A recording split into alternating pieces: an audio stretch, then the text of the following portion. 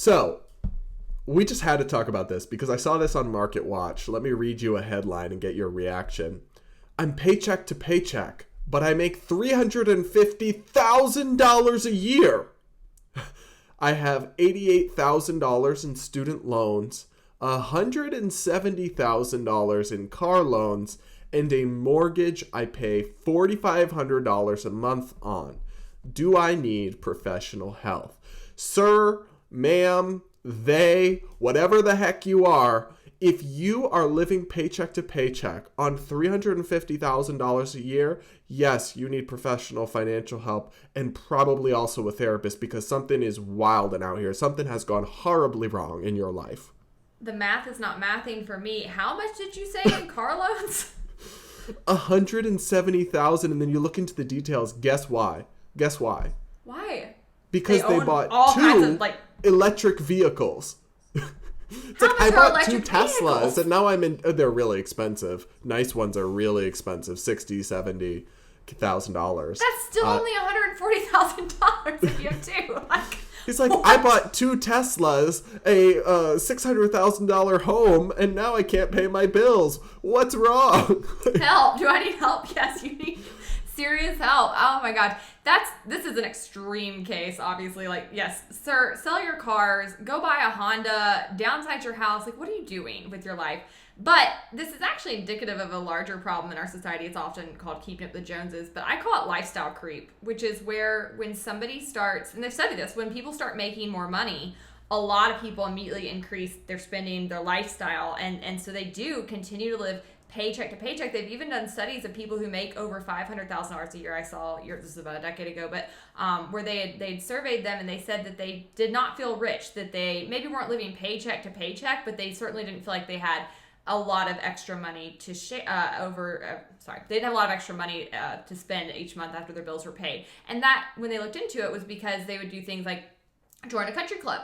They'd start sending their kids to more expensive schools. They'd move into certain neighborhoods. And so the thought of leaving one of those things and curtailing that cost was abhorrent to them because their whole identity and social status and their friend group and community were all wrapped up in these institutions now that they had to pay a lot of money to access. And so it's something I've always been really cognizant of in my own professional life and career development. It's not having that lifestyle creep. In fact, I would say I've gone the opposite direction. As I've made more money, I've become cheaper and cheaper and cheaper.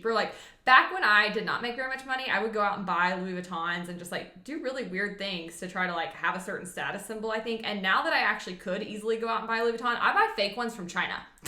No more. I've gone the opposite direction. And people need to do more of that because otherwise you are going to constantly be chasing just basic security financially in your life. And that's a terrifying thought that somebody out there could be making $350,000 and living paycheck to paycheck. It's terrifying. But let's be clear, it's nobody's fault except their own. Nothing they've said here is, I have massive medical debt from my cancer, or nothing is happened to them, right? That's not what we're talking about here. And you know what I just think? I look at this and I'm like, wow, this person really needs student debt relief.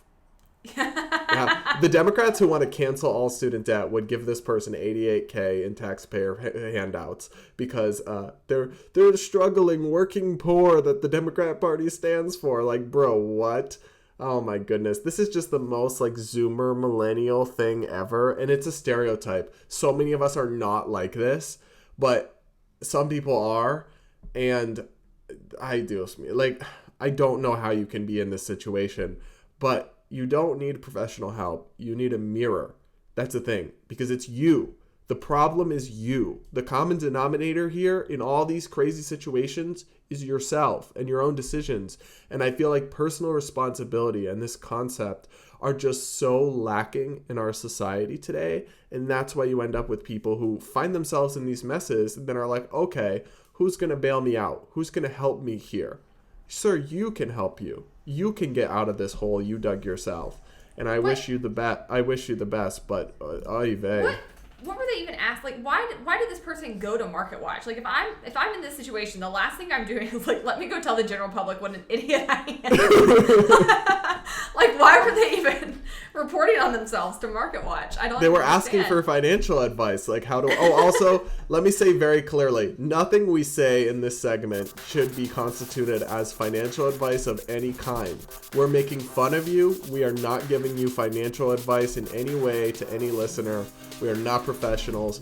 We are simply roasting this man.